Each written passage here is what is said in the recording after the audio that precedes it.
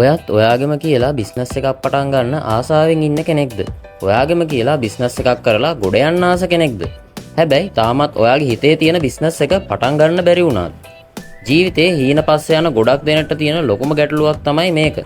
ඒ වගේම ගොඩක් දෙනෙක් මේ ප්‍රශ්නයට හේතුව විදියට දකින්නේ කම්මැලිකම. ඉතින් ඇත්තටම මේ ප්‍රශ්නයට හේතුව කම්මැලිකමද? හැබැයි කම්මැලිකමට එහා කියපු හේතු කාරණා ගොඩක් මේ ප්‍රශ්නයට තියෙනවා. අපි අද මේ වීඩියෝ එකෙන් කතා කරනවා ඔයාගේ මේ බිස්නස් එක පටන් ගන්න වැඩේ දවසින් දවස කල් යන්න හේතු මොනවද සහ ඒ හේතු අඳුරගෙන ඒ වගේම වැළකීලා ඔයාගේ හිතේ තියෙන සිහින බිස්නස් එක අදම පටන් ගන්න විදිය ගැන. එහෙනම් වීඩියෝ එක අවසන් වෙනකම්ම බලන්න. අංක 1. අසමත් වීමට ඇති බිය. අසමත් වීමට පරාජය වීමට තියෙන බය තමයි ඔයාගේ බිස්නස් හීනේ හැමදාම හීනයක් විදියටම තියෙන්න බලපාන ලොකුම හේතුව. මේක ඔයාගේ දියුණුවට බලපාන ලොකුම හතුර කිව්වත් හරි. දියුණු වෙන්න කැමැත්ත තියෙන ගොඩක් දෙනෙක්ට තියෙන ප්‍රශ්නයක් තමයි මේක. ඒ වගේම ගොඩක් දෙනෙක් මේ ගැටලුව අඳුරගන්නෙත් නැහැ. අසමත් වෙන්න පරාජය වෙන්න බය නම් ව්‍යාපාරයක් පටන් ගන්නවා තියා හිතන්නවත් බෑ.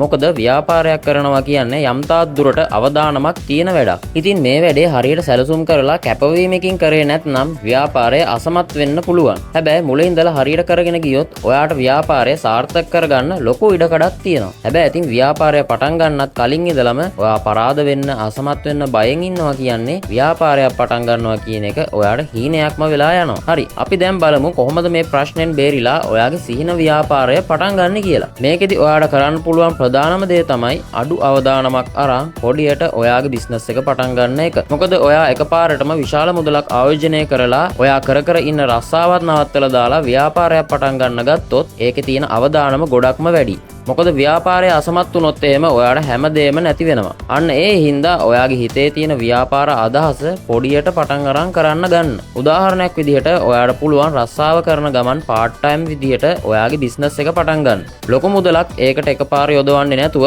ඔයා ඉතුරු කරගත්ත මුදලකින් කොටසක් දාලා පටන් ගන්න. මෙතනදී ඔයා ඉතුරු කරගත්ත මුදලක් යොදවන්න කියලා කියන්නේ ණයට ගන්න මුදල් යොදවනවට වඩා අවදානම ගොඩක්ම අඩු හින්දා. මොකද ණයට ගත්ත මුදලක් ව්‍යාපාරයට යොදලා ව්‍යාපාරය අසමත් වුණොත් එහෙම ඔයා ඒ ගත්ත ණය මුදල ගෙවන්නත් ඕනේ. ඉතින් මෙන්න මේ විදිහට පුළුවන් ඔයාගේ හිතේ තියෙන සිහින ව්‍යාපාරය තවදුරටත් කල් දාගන්න නැතුව අදම පටන් ගන්න. වැදගත්ම දේ තමයි පොඩියට හරි පටන් අරන් දියුණු කරන්න. එතකොට ඔයා දන්නේම නැතුව අවදානමක් ගන්නෙත් නැතුව ඉක්මනටම ව්‍යාපාරය දියුණු කරගන්න පුළුවන්. ඉතින් මෙන්න මේ විදිහට පුළුවන් ඔයාගේ හිතේ බිස්නස් කරද්දී පරාද වෙයිද අසමත් වේද කියන බය නැති කරගෙන ගොඩක් ආරක්ෂිත විදිහට ඔයාගේ හිතේ තියෙන හීනට යන්න. ඉතින් ඔයත් අදම මේ ක්‍රමය උත්සාහ කරලා බලන්න. අංක 2. ක්‍රියාත්මක නොවන ව්‍යාපාරික අදහස්.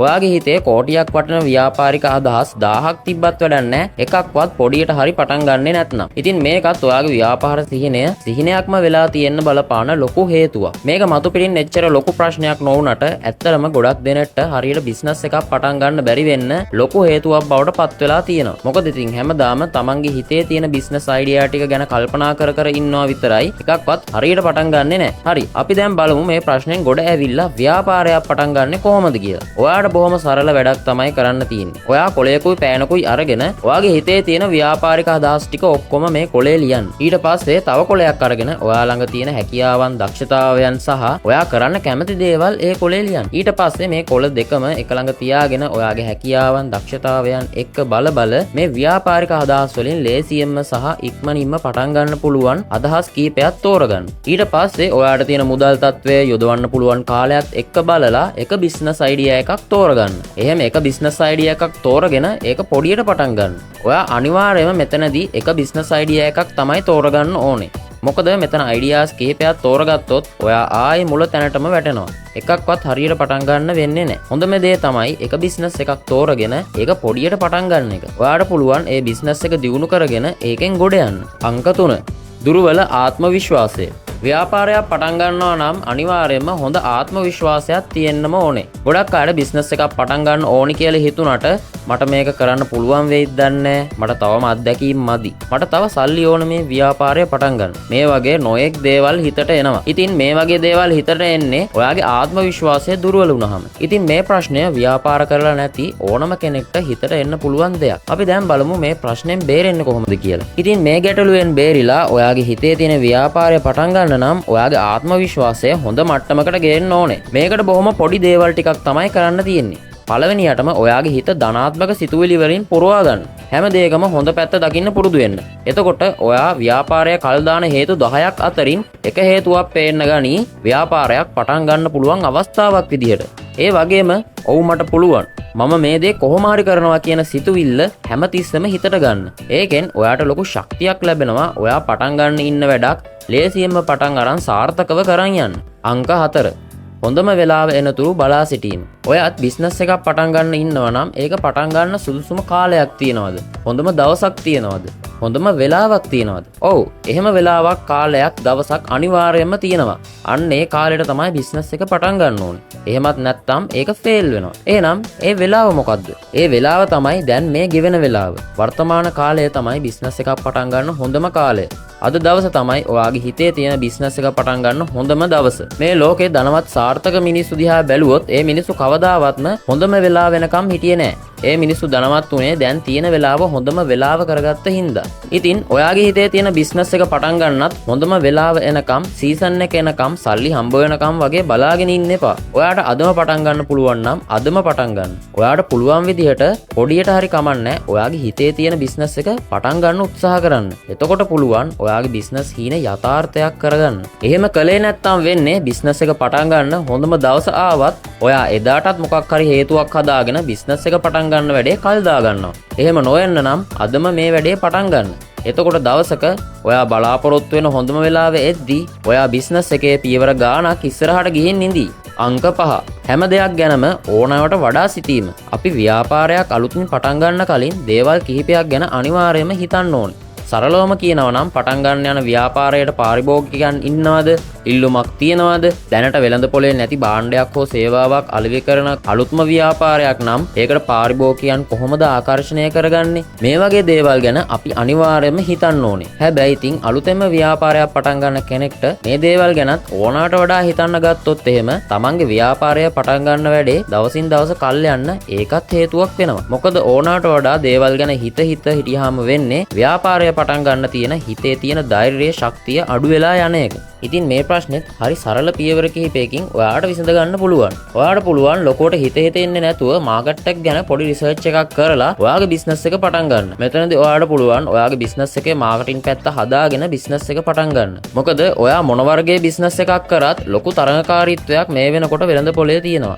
අන්නේ තරඟකාරීත්වයට මුහුණ දෙන්න පුළුවන් ව්‍යාපාර තමයි සාර්ථක වෙන්නේ. ඉතින් ඔයා වෙනස්ම විදිහකට මාකටිං කරලා ඔයාගේ බිස්නස් එකට වැඩිපුර පාරිභෝගිකයන් ගෙන්න ගන්න උත්සාහ කරන්න. ඔයා හරි විදිහකට ඔයාගේම විදිහකට මාකටිං කරොත් ඔයාට අනිවාර්යයෙන්ම බිස්නස් එක සාර්ථක කරගන්න පුළුවන්. ඔයාට පුළුවන් මෙන්න මේ විදිහට පොඩියට පටන් ගත්තත් කාලයක් තිස්සේ තියෙන ලොකු ව්‍යාපාරවලට උනත් හොඳ තරඟයක් දීලා ඉක්මනටම දියුණු වෙන්න. ඒ හින්දා ඕනෑවට වඩා දේවල් ගැන හිතන්න ගිහිල්ලා ව්‍යාපාරය පටන් ගන්න වැඩේ කල් දාගන්නේ නැතුව අවශ්‍ය දේවල් ගැන අවශ්‍ය ප්‍රමාණයට විතරක් හිතලා ව්‍යාපාරය පටන් ගන්න. අංක 6. මුදල් අහිමි වේ යයි තියෙන බිය.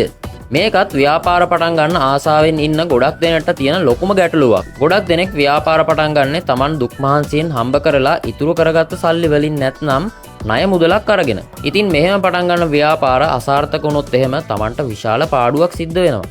ව්‍යාපාරයට යොදවපු සල්ලිත් Tamanට අහිමි වෙනවා. ඉතින් මේ දේ මෙහෙම වෙන්න පුළුවන් Taman පටන් ගන්න ව්‍යාපාරය හරියට කරගෙන ගියේ නැත්නම්. ඉතින් මේ ප්‍රශ්නය අපි මෙන්න මේ විදිහට විසඳගමු. ඔයා ව්‍යාපාරයක් පටන් ගන්න තියන් ඉන්න සල්ලි වලින් ඔක්කොම ව්‍යාපාරය ආරම්භ කරන්න යොදවන්න එපා. ව්‍යාපාරයක් පටන් ගන්න ඔයා ළඟ කීයක් තිබුණත් කමන්නේ ඒ යොදවන්න ඉන්න සල්ලි මෙන්න මේ විදිහට වෙන් කරගන්න. ඒ සල්ලි වලින් 150ක් යොදවලා ව්‍යාපාරය පටන් ගන්න. ඉතුරු 150න් 130ක් වෙන් කරලා තියාගන්න ව්‍යාපාරය ලාභ ලබනකම් පවත්වාගෙන යන්න. ඕනම ව්‍යාපාරයක් පටන් ගත්ත ගමන් සාර්ථක වෙන්නේ නැහැ. සමහරට මාසයක්, මාස දෙකක් හෝ මාස කිහිපයක් යනවා පාරිභෝගිකයන් මේකට ආකර්ෂණය වෙලා ඔයාගේ ව්‍යාපාරය ලාභ ලබන මට්ටමකට ගෙන්න. ඒ හින්දා ඒ කාලය ඇතුළත ඔයාගේ බිස්නස් එක කොහොම හරි ඇදගෙන යන්න ඔයා ඒ වෙන් කරලා තියෙන 130 ගොඩක් ප්‍රයෝජනවත් වෙනවා. ඉතුරු 120 වෙන් කරලා තියාගන්න හදිසි අවස්ථාවකදී ප්‍රයෝජනයට ගන්න. ඒ කියන්නේ ව්‍යාපාරයට අත්‍යවශ්‍ය වියදමක් පියව ගන්න තියෙනවා නම් ඒ වෙලාවට ඔයා ළඟ සල්ලි නැති වුණොත් මේ 120 ඔයාට පුළුවන් යොදා ගන්න. ඉතින් මේ විදිහට මුදල් ටික හරියට වෙන් කරලා පාවිච්චි කරොත් ඔයාට පුළුවන් අසාර්ථක වෙන්නේ නැතුව ඔයාගේ හිතේ තියෙන බිස්නස් හීනේ සැබෑවක් කරගන්න. ඒ හින්දා ව්‍යාපාරය පටන් ගන්නත් කලින් ඒක අසාර්ථක වෙලා තමන්ගේ මුදල් නැති වෙයි කියලා බයට පටන් නොගෙන ඉන්න එපා. මේ කියා දීපු විදිහට පටන් ගන්න උත්සාහ කරන්න. ඉතින් මෙන්න මේ ටික තමයි ඔයාගේ හිතේ තියෙන සිහින ව්‍යාපාරය පටන් ගන්න බාධා කරන කල්යන ප්‍රධාන හේතු කිහිපය. ඔයාගේ බිස්නස් එකත් කල්යන්න බලපාපු හේතු මෙතන තියෙනවා නම් ඒවා මොනවද කියලා වීඩියෝ එකට පහලින් කමෙන්ට් එකක් දාගෙන යන්න. ඉතින් ඔයාටත් පුළුවන් මේ කියන විදිහේ ගැටලු තියෙනවා නම් අපි මේ කියලා දීපු විදිහට ඒ ගැටලු විසඳගෙන ඔයාගේ සිහින ව්‍යාපාරය අදම පටන් ගන්න. එහෙනම් අපි වීඩියෝ එක මෙතනින් අවසන් කරනවා. Business Topics අපේ YouTube channel එක subscribe කරලා නැත්නම් දැන්ම subscribe කරන්න. මේ වගේ වටිනා වීඩියෝ එකකින් ආයෙත් හම්බ වෙමු. ඔයාලට සුබ දවසක්.